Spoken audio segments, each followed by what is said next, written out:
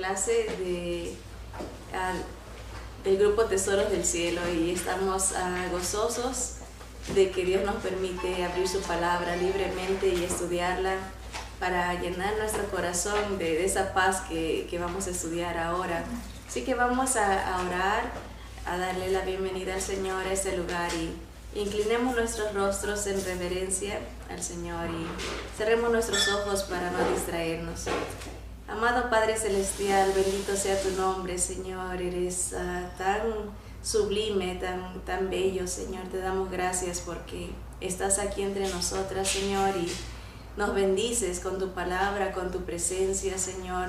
Te damos gracias por tu Santo Espíritu que nos consuela, nos fortalece, nos guía, Señor, nos equipa, Señor, para obedecerte, para amarte, para seguirte, para conocerte, Señor. Gracias por el amor que derrama en nuestros corazones a través de su presencia, por el gozo, Señor, en cada dificultad, en cada circunstancia, Señor, el gozo de saber que estás con nosotros, Señor, que eres fiel aunque uno sea infiel, Señor. Te damos gracias por saber que nos amas y has muerto, resucitado por nosotros para abrirnos el camino a la gloria, Señor. Te damos gracias porque tu gozo perdura, Señor, permanece cuando permanecemos en ti, Señor. Y gracias por esta mañana preciosa que nos das, Señor, donde vamos a estudiar de tu paz. Señor, danos de tu paz. La buscamos, la seguimos, Señor. Llena, oh Príncipe de paz, nuestros corazones, Señor. Bendice a cada oyente, Señor, a cada hermana presente y los que están lejos, Señor, te bendecimos por ellos, Señor. Sé con ellos, fortaleciendo su fe también como nosotros. Te lo rogamos en nombre de Jesús. Amén. Amén. Bien, vamos a abrir en nuestras Biblias en el libro de Job. Job es un personaje muy especial. Él es ejemplo para nosotros de perseverancia en el sufrimiento. Y vamos a ver, él perdió su paz y el Señor lo pone en las Escrituras para ser ejemplo para nosotros del fin que viene a los que perseveran en el Señor. Él recupera su paz y recibe bendición al final de tanto sufrimiento, ¿verdad? Así que todos ustedes saben la historia. Vamos a estar observando brevemente en general la vida de él, ¿verdad? En Job capítulo 1, en el versículo 1 y 2 se nos da un resumen de él. Dice: hubo en tierra de Uz un varón llamado Job, y era este hombre perfecto y recto, temeroso de Dios y apartado del mal. Y le nacieron 7 hijos y 3 hijas. Su hacienda era 7,000 ovejas, 3,000 camellos, 500 yuntas de bueyes, 500 asnas y muchísimos criados. Y era aquel varón más grande que todos los orientales, ¿verdad? E iban sus hijos y hacían banquetes en sus casas, cada uno en su día, y enviaban a llamar a sus 3 hermanas para que comiesen y bebiesen con ellos. Vamos a parar ahí. Vemos esta familia era próspera, unida, ¿verdad? Tenían un padre ejemplar que buscaba de Dios, ¿verdad? Amaba a Dios. Dice las Escrituras que era recto, ¿verdad? Añoraba seguir los mandatos del Señor. Y vemos más cualidades de Job, ¿verdad? Él, miren en el versículo 5, dice: y acontecía que habiendo pasado en turno los días del convite, Job enviaba y los santificaba, y se levantaba de mañana y ofrecía holocaustos conforme al número de todos ellos, porque decía Job: quizás habrán pecado mis hijos y habrán blasfemado contra Dios en sus corazones. De esta manera hacía todos los días. Vemos un padre intercesor, ¿verdad? Un padre tan amoroso, ¿verdad? Se preocupaba por sus hijos, de darles ejemplo, ¿verdad? De seguir a Dios, de amar a Dios. Y aunque él era un hombre poderoso, influyente, ¿verdad? No se dejaba impresionar él mismo por sus logros, ¿verdad? Sino que siempre le daba la honra a Dios, reconocía a Dios como autor de su abundancia, ¿verdad? De sus bendiciones, ¿verdad? Pero como todo en la vida, esa felicidad que él tenía, esa comunión con Dios, se ve afectada en un sentido por la prueba que le viene. El enemigo, nosotros sabemos que tenemos un enemigo espiritual que nos odia, nos desea ver aniquilados, muertos físicamente, por eso odia el cuerpo del ser humano, trata de destruirlo con vicios, con el pecado, ¿verdad? Que nos asedia, ¿verdad? Pero también espiritualmente busca matar la armonía, la paz, busca matar la comunión en la familia. Él es mentiroso, busca dividir, sabemos sus tácticas, ¿verdad? Busca acusar, ¿verdad? Busca destruir la felicidad del ser humano,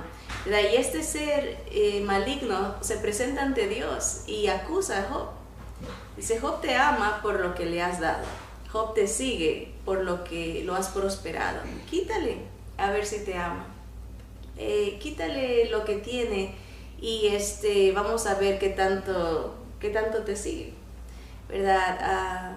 Dios le concede, le da permiso a Satanás y de que moleste a Job exteriormente le quita 3 cosas específicamente, tremendo. Le quita sus hijos, le quita sus propiedades, o sea, sus ganados, y sus siervos. O sea, que en nuestro contexto sería perder nuestra familia, perder nuestro trabajo y perder el modo vivendi, o sea, su estilo de vida se ve afectado porque pierde, como decir, su casa, como decir, no solamente su trabajo, sino todo, su carro, pierde todo lo material y lo emocional en cuanto a su familia. Y Job declara, el libro de Job es toda su historia, su agonía en esas circunstancias de dolor, porque nosotros estamos leyendo ya sabiendo el fin, pero Job está viviendo a diario sin saber cuál es su fin. Él está en angustia, en desesperación, y eso vamos a ver, porque el tema de que ahora trataremos es la paz de Dios, la paz que viene a través del Espíritu del Señor, ¿verdad? Dice que el Espíritu del Señor es amor, el fruto del Espíritu es amor, es gozo y es paz. Son muchas cosas más, pero vamos en orden. Hemos visto ya el amor que da el Espíritu Santo, el gozo que nos imparte, y ahora vamos a ver la paz, cómo nos da esa paz en estas circunstancias. Y para eso estamos analizando el sufrimiento de Job, para ver cómo nos influencia, ¿verdad? Sabemos que entonces vamos a ver en el capítulo 1, versículo 17, vamos a ver desde el versículo 12. Dijo Jehová a Satanás: he aquí, todo lo que tiene está en tu mano, solamente no pongas tu mano sobre él. Y salió Satanás de delante de Jehová. Y un día aconteció que sus hijos e hijas comían y bebían vino en casa de su hermano el primogénito. Y vino un mensajero a Job y le dijo: estaban arando los bueyes y las asnas paciendo cerca de ellos, y acometieron los sabeos y los tomaron, y mataron a los criados a filo de espada. Solamente escapé yo para darte la noticia. Ahí vemos la primera pérdida, todos los siervos, ¿verdad?, de Job. Versículo 16. Aún estaba hablando, cuando vino otro que dijo: fuego de Dios cayó del cielo, que quemó las ovejas y a los pastores y los consumió. Solamente escapé yo para darte la noticia. Todavía estaba hablando, y vino otro que dijo: los caldeos hicieron 3 escuadrones y arremetieron contra los camellos y se los llevaron y mataron a los criados a filo de espada, y solamente escapé yo para darte la noticia, ¿verdad? Imagínense qué situación, ¿no? Uno tras otro, ni siquiera estaba todavía hablando el otro cuando venía otro a dar la mala noticia. Las ovejas se han acabado, los camellos, las asnas, tus criados, van desapareciendo todo, poquito, uno tras otro.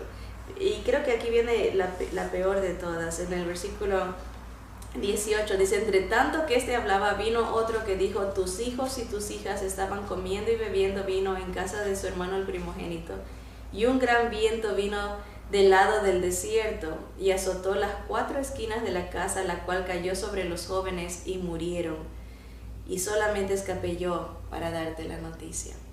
Entonces Job se levantó y rasgó su manto y rasuró su cabeza y se postró en tierra y adoró y dijo: desnudo salí del vientre de mi madre y desnudo volveré allá. Jehová dio y Jehová quitó, sea el nombre de Jehová bendito. Dice: en todo esto no pecó Job ni atribuyó a Dios despropósito alguno. Tremenda fe, ¿verdad? La reacción humana normalmente es echarle la culpa a los demás y primordialmente a Dios. Hay mucha gente que tiene resentimiento con Dios porque le atribuyen los males a Él, aunque Él no tenía que ver, era obra del enemigo, ¿verdad? Miren cómo tiene poder, limitado obviamente, pero sí lo tiene, sobre la naturaleza. Él envió un viento que causó esta destrucción. Remueve contienda, ¿verdad? Todos los enemigos estaban en paz con Job, pero vienen y arremeten a robarle, a quitarle, gran destrucción. Y las palabras de Job dice que de la abundancia del corazón habla la boca. Job no amaba tanto a Dios que de su boca no sale un reniego, una queja. Adora en esas circunstancias, ¿verdad? Y dice las palabras famosas, ¿verdad? Desnudo salí del vientre de mi madre y desnudo volveré allá. Jehová da, Jehová dio y Jehová quitó, sea el nombre del Señor bendito. Qué fe tremenda, ¿no? Lo que tenga o lo que no tenga no determina mi relación con Dios. Lo que Dios me dé o lo que Dios me permita quitarme, eso no afecta quién es Dios para mí.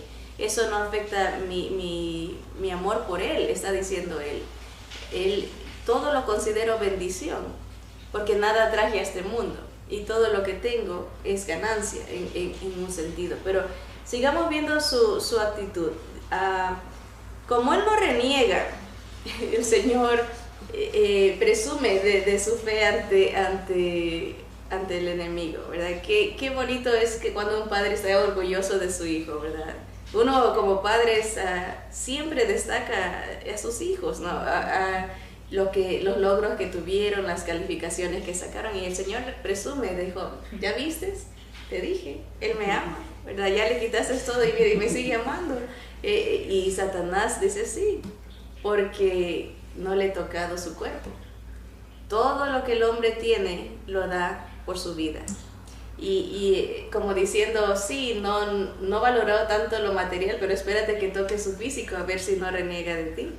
Y va a la siguiente prueba más difícil, que es cuando la carne, ¿verdad? Él recibe una enfermedad desde la coronilla, dice la escritura, desde la cabeza hasta la punta de sus pies, llagas como sarna, ¿verdad? Que se rascaba como un tiesto, ¿verdad? Era horrible.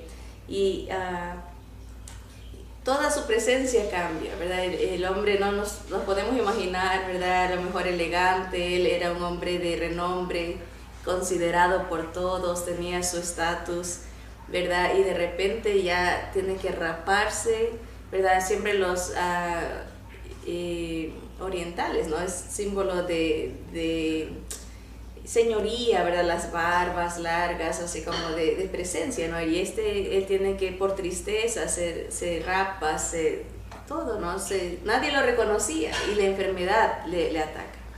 Pero sí le hace mella en su estado de ánimo, ¿verdad? Este hombre es humano, no es de palo, ¿verdad? El pobre hombre está sufriendo y empieza a analizar su existencia, ¿verdad? Como por gusto nací, para venir a sufrir. Y vamos a ver esas palabras de ya había perdido su paz, Miren en el capítulo 3, vamos a saltarnos al capítulo 3. Dice en el versículo 1, dice: después de esto abrió Job su boca y maldijo su día, y exclamó Job y dijo: perezca el día en que yo nací y la noche en que se dijo varón es concebido. Sea aquel día sombrío y no cuide de él Dios desde arriba, ni claridad sobre él resplandezca. Afeen lo tinieblas y sombra de muerte, repose sobre él nublado, que lo haga horrible como día caliginoso. En otras palabras, él está analizando que su existencia es triste, ¿verdad? O sea, no está renegando de Dios directamente, está analizando su tristeza, ¿verdad? Por gusto nací, para venir a vivir esta angustia. Miren, saltémonos al versículo 25, dice: porque el temor que me espantaba me ha venido, y me ha acontecido lo que yo temía. No he tenido paz, no me aseguré, ni estuve reposado, no obstante me vino turbación. El versículo 25 nos llama mucho la atención. Dice: lo que temía me ha acontecido. Y es una realidad en nuestras vidas. Obviamente el enemigo no puede leer nuestros pensamientos, pero sí nos escucha. Y a veces no tenemos cuidado de las cosas armas que le damos. Anunciamos nuestros temores, ¿verdad? Tengo miedo que le pase esto a mi hijo. Señor, que no le vaya a pasar esto a mi hija, ¿verdad? Y eso está oyendo, y yo sabe, ese tiene temor de esto.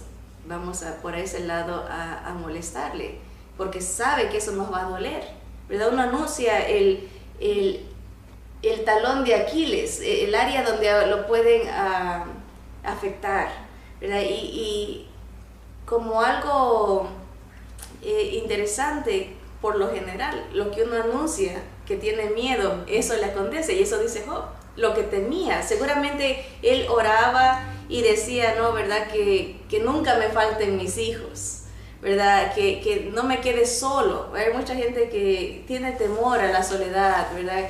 A que nunca me abandonen, ¿verdad? Estás anunciando lo que temes, ¿verdad? Y Job dice, lo que yo temía, eso me vino, ¿verdad? Como que uno gravita alrededor de lo que, cuando uno teme algo, como que se pone más,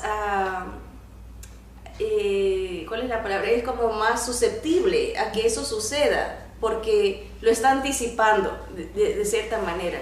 Esto no quiero que me pase, no sé, esto es un poquito diferente, no en cuanto a temor, pero cuando uno dice, yo sé que les ha pasado cuando uno dice, voy a guardar esto en un lugar donde no se me pierda, no lo encuentra uno porque se pierde, ¿verdad? Porque uno, eso es lo que está temiendo y después no lo encuentra, ¿verdad? Es algo interesante, es como que uno anuncia ese mal y lo anticipa, ¿verdad? Igual en las cosas de los temores, ¿verdad? Cuando dice, ay, ojalá que no me caiga, ¿verdad? Y por allá va, o dice, me voy a poner estos zapatos, ojalá que no me causen dolor de espalda, y al ratito no está también, porque lo están disipando. Y eso dice Job, ¿verdad? Lo que temía, el temor que me espantaba, me ha venido, y me ha acontecido lo que yo temía. Tenía temor de perder sus cosas, tenía temor de perder sus ganancias, las perdió. Pero miren, sigue la declaración de él, dice, no he tenido paz, no me aseguré, ni estuve reposado, no obstante me vino turbación. Me costaba entender por qué decía no obstante me vino turbación, y dije, vamos a ver otras versiones, otras traducciones para entenderlo mejor. Y varias traducciones definen la palabra turbación o la usan por dificultades, inquietud, ¿verdad? Esa palabra no obstante, dice, la tienen en otras versiones como solo, me vino turbación, o solo me vino dificultad, solo me vino inquietud. También la palabra no obstante es reemplazada en otras versiones por la palabra sino. Dice, por ejemplo, si no he tenido paz, no me aseguré ni estuve reposado, sino me vino la inquietud, me vino la turbación. Y otra versión dice la palabra y. Para entenderlo mejor, dice, no he tenido paz, no me aseguré ni estuve reposado y me vino turbación y me vino inquietud. Como para entenderlo mejor, ¿verdad? Cuando se va la paz, es porque viene la inquietud, viene las dificultades, la turbación. Así se traduce en otra versión el versículo completo. Dice, no tengo paz, ni silencio, ni descanso, y la angustia sigue viniendo. Es una traducción de la Biblia judía. Se me hizo interesante cómo ellos ponen, no tengo paz ni silencio. Hay turbación, hay angustia, inquietud. No tengo descanso y la angustia sigue viniendo. Inquietud, dificultad, turbación, angustia. Es lo que viene. La palabra turbación significa conmoción, desasosiego, excitación, ira, hay ansiedad. Nosotros conocemos mucho esa palabra, en este país se habla mucho de la ansiedad. Eso es una turbación, es exactamente lo contrario a la paz, ¿verdad? Dice en el diccionario la palabra turbación tiene varios sinónimos como la intranquilidad, inquietud, ansiedad, desazón, malestar, incomodidad, desatiento y preocupación. Se describe como algo como duele el estómago, ¿verdad? Así como algo que nos causa malestar. Eso es la falta de paz. La falta de paz es la que causa que uno no pueda dormir en la noche, ese malestar, esa inquietud, ¿verdad? Que uno no pueda descansar, que los pensamientos hay conmoción, hay turbación, ¿verdad? Está siempre eso que nos roba la paz molestando, ¿verdad? Dice que la paz muchas veces es algo que las personas insatisfechas finalmente descubren que les hace falta. Cuando uno no tiene esa paz, en su mente está pensando que esa cosa que uno cree que le trae paz hace falta, ¿verdad? Puede ser a lo mejor descanso, ¿verdad? A lo mejor dinero. Mucha gente quiere paz, encontrar la paz de diferentes maneras, ¿verdad? Y Job nos está diciendo, mira, yo perdí mi paz, perdí mi descanso, mi tranquilidad en el momento que estas dificultades me vinieron, ¿verdad? Y tenía razón, ¿verdad? En un sentido ha perdido todo, le vino la angustia, pero Dios quiere enseñarnos cómo vencer este malestar, esa ansiedad que nos viene cuando sentimos que perdemos la paz. Ahora, mucha gente cree, como decía, que la paz puede venir por tal vez los medios económicos. Hay gente que quiere alcanzar un nivel intelectual y dice, con eso voy a tener paz, y que encuentra que obtiene eso, pero no obtiene la paz que tanto deseaba. Hay una historia, no sé cuántos de ustedes han visto la historia de la vida de Mozart, el compositor, el músico. Este hombre era un genio. A los 6 años él compuso sinfonías. A los 14 él ya estaba dirigiendo óperas. O sea, era un niño prodigio, pero él era agobiado por algo que le estaba molestando. Nunca encontró su paz, se envolvió en vicios, se hizo alcohólico y termina muriendo a una edad muy joven. Él, si no me equivoco, era a los 34 años. Muere a los 34 años después de tener un futuro muy prominente, ¿verdad? Con un talento tremendo. Todavía los grandes músicos buscan tocar lo que él compuso a la edad de 6 y 14 años, ¿se pueden imaginar? Era tremendo, pero muere porque se entrega sin paz a esa angustia, a esa agonía, al vicio del alcoholismo, y muere de una manera muy triste. Lo tiran en una tumba pública, anónima. No se sabe dónde lo enterraron. Tan famoso, él tan tremendo, dotado por Dios, no aprovechó la bendición. ¿Por qué? Porque perdió la paz. Él perdió la paz y perdió todo. Cuando una persona pierde la paz, se desenfoca, pierde todo, pierde la armonía con Dios, pierde el valor de su existencia. Mucha gente se suicida, a veces pensamos porque dice no tenía amor, pero la realidad es que cuando alguien pierde la paz, pierde el deseo de vivir, no hay esperanza, ¿verdad? Y para eso vino el Señor, para vencer la maldición de este desasosiego, de esta angustia, de esta ansiedad. El Señor, Dios lo anuncia como el príncipe de la paz, el principal, el primero. Él es el que da, el dador de la paz, paz con Dios, paz con nuestro prójimo, ¿verdad? Ahora, vámonos al libro de Romanos para ver cómo Dios conecta. Dios quiere darnos su paz, ¿verdad? Para empezar, dice que somos justificados, vistos justos delante de Dios por Jesús, ¿verdad? Por la paz que tenemos a través de Él. Dice Romanos 5:1, justificados pues por la fe, tenemos paz para con Dios por medio de nuestro Señor Jesucristo. El único dador de la paz es Jesús. Él hace armonía entre el hombre, el ser humano y Dios a través de la fe, de creer en Él. Él prodiga, nos justifica, nos perdona, nos limpia, nos da acceso ante su Padre, ¿verdad? Es la paz con Dios, que es lo más importante. Pero ahí mismo en Romanos, vámonos al capítulo 14.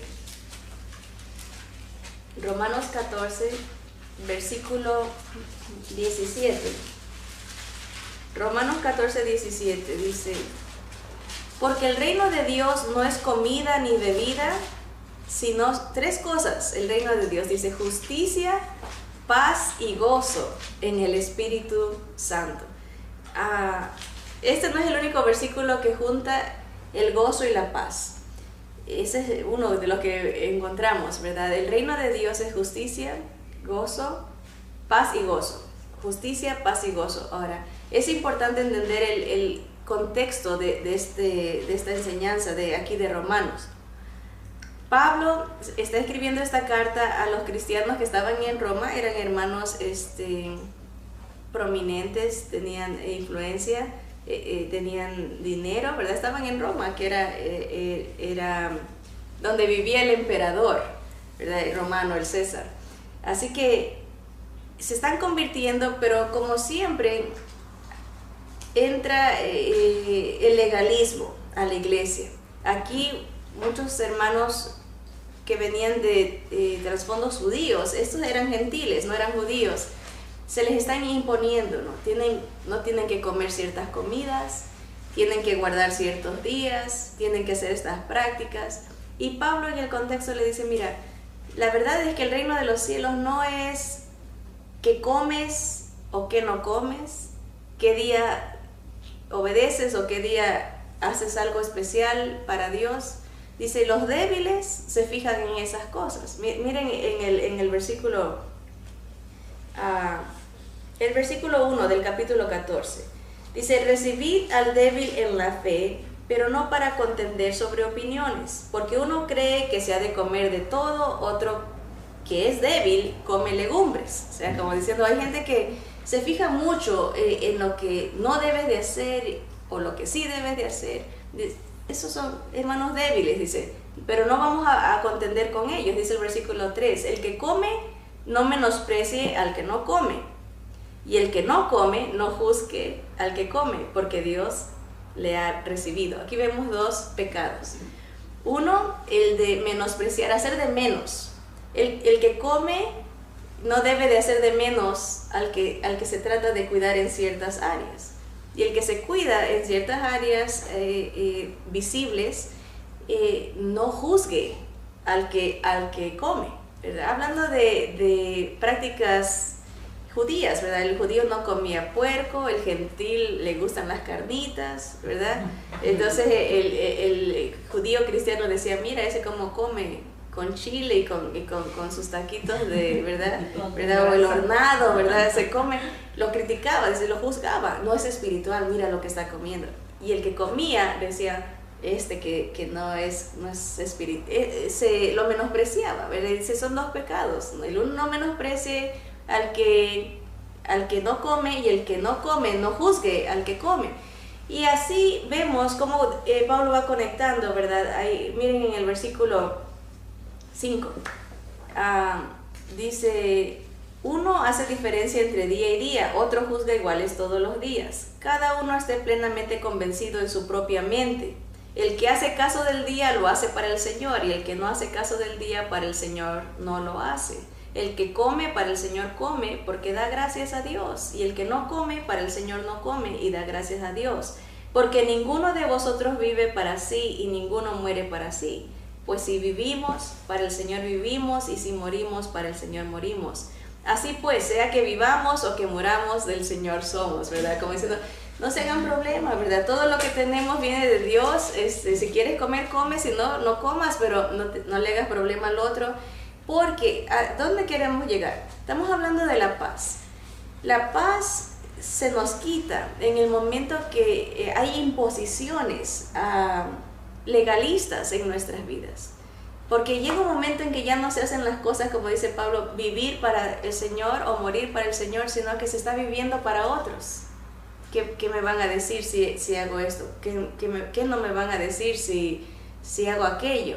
¿Verdad? Y a veces hay imposiciones, por ejemplo, hay hermanos que van todos los días a la iglesia, qué bueno, ¿verdad? Pero eso no quiere decir que todos tenemos que ir todos los días a la iglesia, ¿verdad? Hay hermanos que están enfermos, no pueden ir, otros simple y llanamente llega un punto en que si es por imposición, eso está diciendo Pablo, el reino de los cielos es justicia, paz y gozo, no es imposición de que tienes que ir porque si no te van a regañar, o si no eres espiritual, o si no, vas a perder la paz si llegas a meterte en esa competencia de que yo lo hago y tú no lo haces, y te menosprecio y te juzgo. Tengan cuidado, dice Pablo. Por ejemplo, hay hermanos que tienen vigilias, por ejemplo, y hay otros que no. Hay unos que ayunan y otros que no. El que ayuna dice que ni siquiera se sepa. Lávate la cara y no hagas propaganda, ¿verdad? Yo ayuné, estoy ayunando. No, hazlo para el Señor. No lo hagas como una imposición y como para que te vean los hombres, ¿verdad? Y si no ayunas, pues tampoco impongas que nadie tiene que ayunar. Vive para el Señor, dale gracias a Dios y vive en paz. La idea, vive en gozo.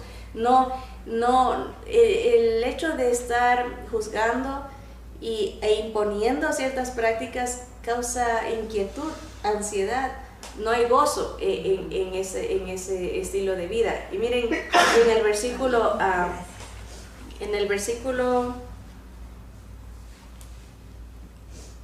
versículo 17, sigamos la lectura desde ahí, dice, porque el reino de Dios no es comida ni bebida, o sea, imposiciones ni prácticas humanas, no es eso el reino de Dios, sino justicia, paz y gozo en el Espíritu Santo, porque el que en esto sirve a Cristo agrada a Dios y es aprobado por los hombres. Dice, así que sigamos lo que contribuye a la paz y a la mutua edificación. Hay cosas que contribuyen a la paz, ¿verdad? Cuando uno busca agradar a Dios y no busca agradar a los hombres, ¿verdad? Hay ejemplos bien duros, ¿verdad? Hay gente que se fija mucho, ¿no? Cómo te vistes, ¿verdad? Y hay otros que dicen, no, tengo libertad en el Señor, ¿verdad? Hay que buscar agradar a Dios en nuestra manera de vivir, en toda nuestra manera de hablar, en nuestra manera de conducirnos, ¿verdad? Y Pablo dice, busquen la paz, la mutua edificación, no pleitos, ¿verdad? Versículo 20, no destruyas la obra de Dios por causa de la comida. Todas las cosas a la verdad son limpias, pero es malo que el hombre haga tropezar a otros con lo que come, ¿verdad? O sea, si tú quieres agradar a Dios de cierta manera, no lo hagas una imposición para todos, ¿verdad? Porque Dios no quiere que seamos obstáculo para que otros vengan a sus caminos, ¿verdad? Eso no es de Dios, ¿verdad? El versículo 21 dice, bueno es no comer carne. Está hablando Pablo como judío. Dice, ni beber vino, ni nada en que tu hermano tropiece o se ofenda o se debilite. ¿Tienes tu fe? Tenla para contigo delante de Dios. Bienaventurado el que no se condena a sí mismo en lo que aprueba. Pero el que duda sobre lo que come es condenado porque no lo hace con fe. Y todo lo que no proviene de fe es pecado. Entonces vemos otro medio por el cual uno pierde la paz, ¿verdad? Al principio vimos cómo hay alguien que busca quitarnos la paz, ¿verdad? A veces uno mismo se la quita por las cosas que uno se impone pensando que agrada a Dios, ¿verdad? Hay veces que no hay armonía en la familia porque hacemos división, ¿verdad? Yo no me junto con ellos, ¿verdad? Y a veces, obviamente tenemos que tener sabiduría, no prudencia, ¿verdad? Pero ¿cómo oirán de Dios si uno no convive con ellos, no les da ejemplo, ¿verdad? A veces nosotros mismos nos robamos la paz en nuestros hogares, ¿verdad? De demostrar, porque somos contenciosos, porque queremos demostrar que nosotros somos los espirituales y porque a lo mejor otros no son como uno, ¿verdad? Y eso tenemos que tener cuidado, ¿verdad? Pablo dice, a Dios no le gusta que pongamos tropiezo y que andemos juzgando, ¿verdad? Malo es que el hombre haga tropezar a otros, ¿verdad? Con lo que come, con lo que practica, ¿verdad? Dice el versículo, en el capítulo 15, el versículo 1 dice, así que los que somos fuertes debemos soportar las flaquezas de los débiles y no agradarnos a nosotros mismos. Cada uno de nosotros agrade a su prójimo en lo que es bueno para edificación, ¿verdad? Eso debe de ser el estándar de cuando decidimos hacer algo, ¿verdad? Es esto para edificación de mi hermano, ¿verdad? De mi prójimo, ¿verdad? Así que la paz se puede quitar por medio del enemigo o a veces por medio de nuestras propias imposiciones, ¿verdad? Hablando religiosamente, hablando en reglamentos, ¿verdad? Que ni nosotros cumplimos. ¿Han notado eso? Que la gente que exige mucho de otros no vive la vida que exige. Porque eso hacían los judaizantes, ¿verdad? Pedían a los gentiles que hagan las cosas que ni ellos hacían. Y Pablo se enojaba, decía, ojalá se mutilasen, ¿verdad? Que están cuidando que se circunciden, ojalá se mutilasen y que no estén molestando, ¿verdad? Porque pone tropiezo y quita la paz. Vamos a ver otras maneras en que uno puede evitar perder la paz, ¿verdad? Y quería comentarles, hemos visto los nombres de estos frutos del Espíritu, por ejemplo, el amor, el ágape, es en el griego el ágape, el gozo es el shará, y la palabra griega para paz es irene, que en nuestro idioma español sería Irene. Si conocen a una persona que se llama Irene, el nombre de ella significa paz, ¿verdad? Y sabemos que en hebreo la palabra shalom es la paz, ¿verdad? En hebreo, pero en el griego que fue escrito el Nuevo Testamento y Pablo nos está hablando de esta paz, es Irene, ¿verdad? Dice, déjenme leer, dice, en toda la palabra de Dios vemos evidencias de que Dios considera que los nombres tienen gran importancia. O sea, si alguien se llama Irene, es una persona que debe demostrar esa paz de Dios, ¿verdad? Porque el nombre da a una persona o cambia El Señor da nombre a una persona o cambia su nombre para expresar la esencia del carácter o el propósito de la misma. La Biblia dice que Dios conoce aún las estrellas por sus nombres.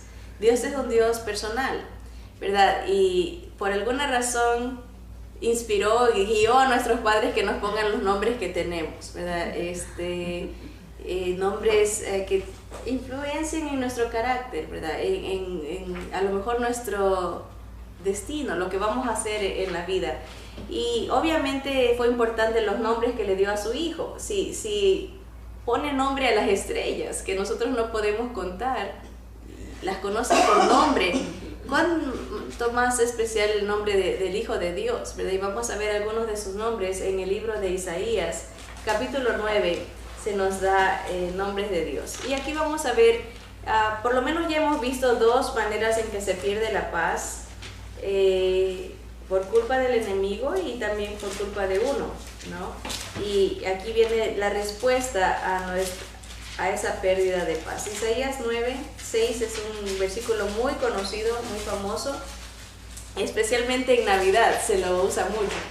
Dice el versículo 6 de Isaías 9: porque un niño nos es nacido, hijo nos es dado, y el principado sobre su hombro, y se llamará su nombre Admirable, Consejero, Dios fuerte, Padre eterno, Príncipe de paz, ¿verdad? A ver, los nombres de Jesús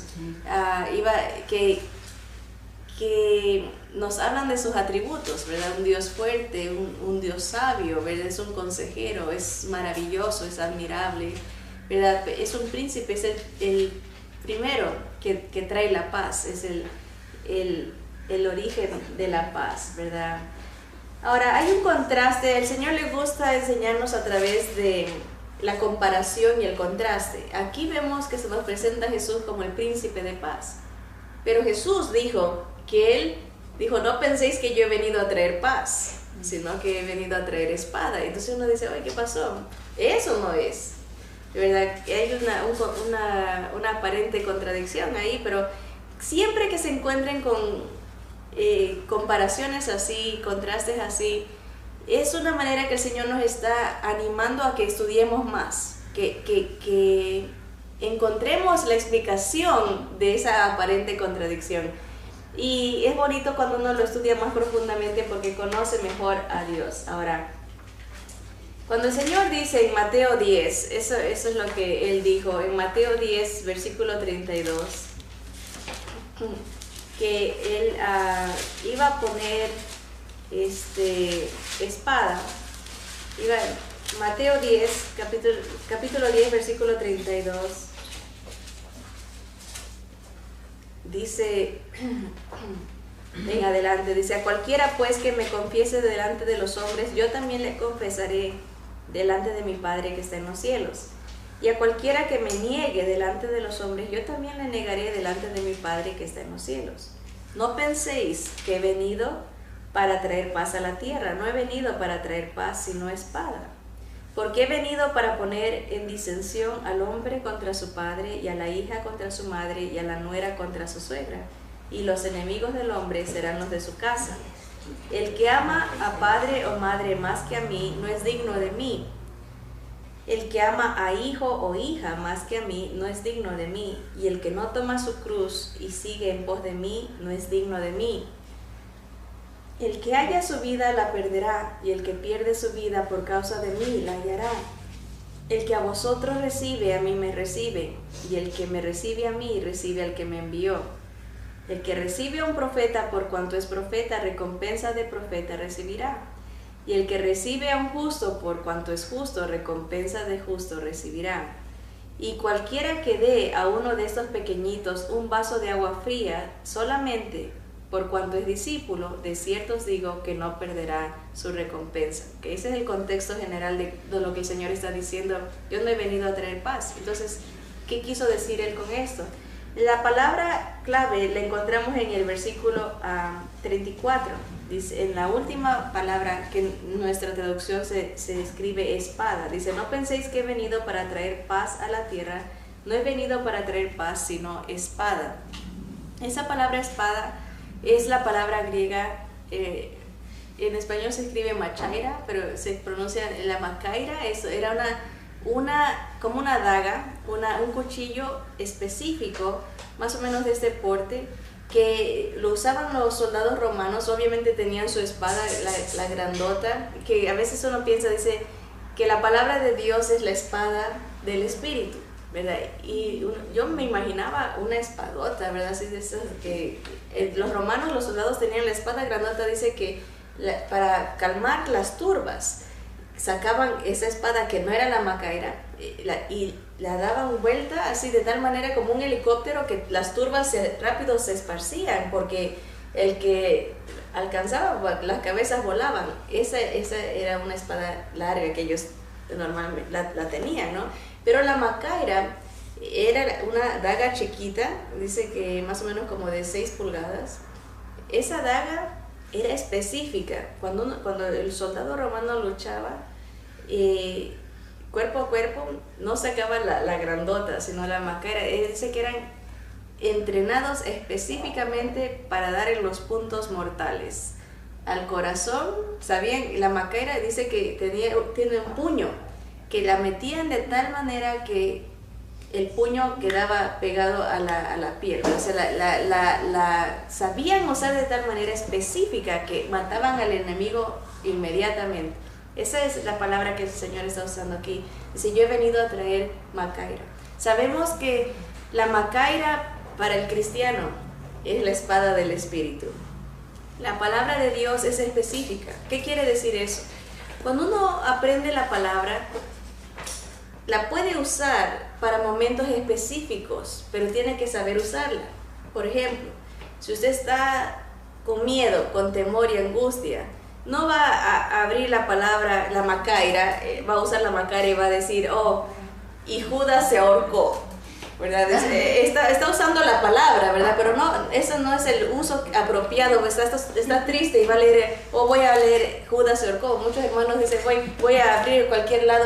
No, uno como soldado de Jesucristo tiene que aprender a usar la palabra. Ok, estoy en angustia, ¿verdad? Ok, Salmo 103, por ejemplo, bendice alma mía Jehová y no olvides ninguno de sus beneficios. Él es el que perdona todas tus iniquidades, el que sana todas tus dolencias, el que rescata del hoyo tu vida, ¿verdad? El que te corona de favores y misericordias. Nomás con ese pedacito ya el Espíritu empieza, el Señor es el que me va a sacar adelante, ¿verdad? El que me anima, el que me fortalece, ¿verdad? Estoy decaída, el gozo del Señor es mi fortaleza, ¿verdad? Voy a alabarlo, en la presencia del Señor hay plenitud de gozo, ok, voy a buscar del Señor. Sabes usar tu macaira para la necesidad que tienes, ¿verdad? Hay veces gente viene con necesidades, y siempre le damos un versículo que a lo mejor no se aplica a su necesidad, no sabemos usar la macaira. Entonces, ¿qué es lo que está diciendo el Señor aquí? El Señor vino a traernos su palabra. La palabra causa una división. La palabra divide a los justos de los injustos. La palabra edifica, la palabra guía. Mire, déjenme leerles esto para entender bien lo que quiere decir. Es interesante que cuando entendemos la palabra espada, que dice aquí el versículo 34, no he venido para traer paz sino espada. Es la palabra macaira, que es ese cuchillo, ¿verdad? Dice, espada es macaira. El diccionario griego da no solo la definición de la palabra que es cuchillo, sino el antónimo de esta palabra. ¿Cuál creen que es? Antónimo quiere decir lo contrario. Lo contrario de macaira es paz, es irene. O sea, por ejemplo, uno dice lo contrario de cuchillo en este contexto es la palabra paz. Cuando el Verbo se hizo carne para morar entre nosotros, vino a traer lo opuesto de la paz, que era la palabra. Vino a traer la palabra. Miren, durante todo el ministerio terrenal del Señor, Cristo hizo exactamente lo que dijo que haría. Su palabra dividió a los justos de los injustos, a los humildes de los soberbios, porque en el momento que se está dando la palabra va a identificar quiénes vienen al Señor, quiénes son humildes y quiénes no. Hace una división, ¿verdad? define a los fieles de los infieles y a los genuinos de los fariseos. ¿Se acuerdan? Los sacerdotes eran los que más problemas tenían con el Señor, porque la palabra los identificaba como falsos, como orgullosos, ¿verdad? Hacía una división la palabra, ¿verdad? Dice, su palabra atravesó hasta el corazón. Acuérdense, la macaira va directo al corazón, dividiendo a amigos y familiares, santos y sinagogas. Entonces, como de la nada, surgió de la Biblia el tema de la paz a los hombres. El Señor surge en la palabra. El Señor, ese Dios de paz, se presenta, ¿verdad? Porque el ser humano tiene ideas de lo que es paz, ¿verdad? Pero Cristo viene a definir que Él es la paz, no lo que nosotros creemos, ¿verdad? A veces, ¿cuánta gente dice, cuando me retire voy a tener paz, ¿verdad? Ahí voy a descansar? Y las estadísticas dicen que normalmente cuando la gente se retira es cuando más rápido se muere, ¿verdad? Porque no encuentra la paz que tanto busca.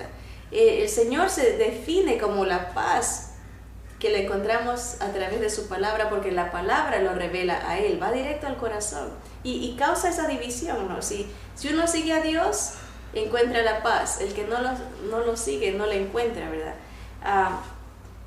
Dice, Jesús desea darnos la paz. Leamos en el libro de Juan, en el libro de San Juan capítulo 14, es también muy conocido este versículo. En el versículo 27, Juan 14, 27, dice, la paz os dejo, está hablando Jesús, mi paz os doy, yo no os la doy como el mundo la da, no se turbe vuestro corazón, ni tenga miedo, ¿verdad? Qué bonito. El Señor confirma, ¿verdad? Sí, mi palabra va a definir quiénes son los míos y quiénes no. Yo soy el príncipe de paz, yo dejo mi paz, no la dejo como el mundo. El mundo da paz temporal y da una paz diferente a la de Dios. Es una paz circunstancial, de acuerdo a lo que nos rodea, pero la paz de Dios viene de adentro. Y viene a través del Espíritu de Jesús, que dice que Dios no nos ha dado un espíritu de temor, sino un espíritu de poder, de amor y de dominio propio. Esa paz viene de Dios, pero Él la quiere dar. Jesús dijo, yo quiero darte mi paz. Veamos ahí mismo en el capítulo 20, Juan 20, versículo 19, para confirmar y ver que no es una contradicción, sino un versículo que nomás requería un poquito de aclaración. Juan 20, versículo 19, dice, hablando de la resurrección del Señor, dice, cuando llegó la noche de aquel mismo día, el primero de la semana, estando las puertas cerradas en el lugar donde los discípulos estaban reunidos por miedo de los judíos, vino Jesús y puesto en medio les dijo, paz a vosotros, shalom, ¿verdad? Señor es el príncipe de paz, Él da su paz, imparte su paz cuando uno está en temor. Ahí mismo en el versículo 26 dice, 8 días después estaban otra vez sus discípulos dentro y con ellos Tomás. Llegó Jesús estando las puertas cerradas y se puso en medio y les dijo, paz a vosotros, reciban la paz. Aquí llegó la paz, ¿verdad? Aquí estoy yo, no tengan miedo, les decía Jesús. Vamos a ver un par de versículos más. En Lucas capítulo 24, Lucas 24, en el versículo 36, dice el mismo contexto. Mientras ellos aún hablaban de estas cosas, están hablando de los discípulos que iban caminando a Emaús, y el Señor se les aparece, ¿verdad? Y en medio de ellos y les dice, paz a vosotros, ¿verdad? Ven el saludo del Señor impartiendo la paz, la quiere dar. Dice, aquí estoy, yo soy la paz del mundo. Vamos a leer en el libro de Efesios. El Señor vimos en Romanos que Él hace la paz con Dios, entre nosotros y Dios, pero en el libro de Efesios encontramos otro tipo de paz que da Jesús. Él es la paz. Pero Efesios capítulo 2, versículo 11 y 2, del 11 en adelante, Efesios 2, del 11 en adelante, dice: por tanto, acordaos de que en otro tiempo vosotros los gentiles, nosotros en cuanto a la carne, erais llamados incircuncisión por la llamada circuncisión hecha con mano en la carne. En aquel tiempo estabais sin Cristo, alejados de la ciudadanía de Israel y ajenos de los pactos de la promesa, sin esperanza y sin Dios en el mundo, sin paz, no se conocía de Dios, estábamos fuera, lejos. Versículo 13 dice: pero ahora, en Cristo Jesús, no por nuestros medios, vosotros que en otro tiempo estabais lejos, habéis sido hechos cercanos por la sangre de Cristo. Por medio de ese sacrificio se nos acepta. Versículo 14: porque Él, Jesús, es nuestra paz, que de ambos pueblos hizo uno, derribando la pared intermedia de separación, aboliendo en su carne, ¿qué cosa? Las enemistades, la ley de los mandamientos expresados en ordenanzas, para crear en sí mismo, en Jesús, de los dos un solo y nuevo hombre, haciendo la paz. Está reconciliando, ¿verdad? Y mediante la cruz reconciliar con Dios a ambos en un solo cuerpo, matando en ella las enemistades. Y vino y anunció las buenas nuevas ¿de qué? De paz, a vosotros que estabais lejos y a los que estaban cerca, porque por medio de Él los unos y los otros tenemos entrada por un mismo espíritu al Padre. Así que ya no sois extranjeros ni advenedizos, sino conciudadanos de los santos y miembros de la familia de Dios, edificados sobre el fundamento de los apóstoles y profetas, siendo la principal piedra del ángulo Jesucristo mismo, en quien todo el edificio bien coordinado va creciendo para ser un templo santo en el Señor, en quien vosotros también sois juntamente edificados para morada de Dios en el Espíritu. La paz, la reconciliación a través de Jesús es hermoso, ¿verdad? El Señor hizo de dos pueblos uno, hizo la paz, nos trajo la paz, nos reconcilió, nos llenó de su presencia a través del Espíritu Santo, nos hizo nuevas criaturas, hizo la paz, Él es nuestra paz. Así que hemos visto, hermanas, que la paz viene a través de ese evangelio. Dice, vino a anunciar las buenas nuevas de salvación. Y es nuestra tarea anunciarles a otros que hay paz en Jesús. Hay manera de vencer la ansiedad a través de la presencia de Él y la revelación de su palabra. Esta macaira es la efectiva para tocar el corazón, para protegernos en contra del enemigo y en contra de nuestros propios males que nosotros nos hacemos. Nos llenamos de angustias, nos robamos la paz nosotros mismos a través de malas decisiones, a través de necedades, ¿verdad? A veces caemos en lo mismo, perdemos la paz, pero el Señor dice, aquí estoy yo. Dame esas ansiedades, esa inquietud, dame tu intranquilidad, esas molestias, esos malestares que no te dejan dormir. Ven a mí, yo soy el príncipe de la paz, quiero darte, recibe la paz. El Shalom dice, sea la paz a vosotros, ¿verdad? Así que roguémosle al Señor que nos abra nuestro entendimiento y que podamos ver en Jesús verdaderamente ese príncipe de paz, que nos liberta, nos reconcilia con Dios y que nos libra de la falta de paz en nuestro corazón. Vamos a orar. Señor, te damos gracias, Padre, por tu palabra, Señor, y el ejemplo que vemos en tus hijos, en Job, su sufrimiento, ¿verdad? Como él lo que temía le vino, Señor. Padre, pero tu misericordia es alta, más grande que los cielos, y es nueva cada día, Señor. Entendemos que sí hay razones por las que el enemigo nos quita la paz, pero también nosotros mismos a través de imposiciones humanas, leyes, ordenanzas y nuestra propia obra, perdemos la paz, Señor.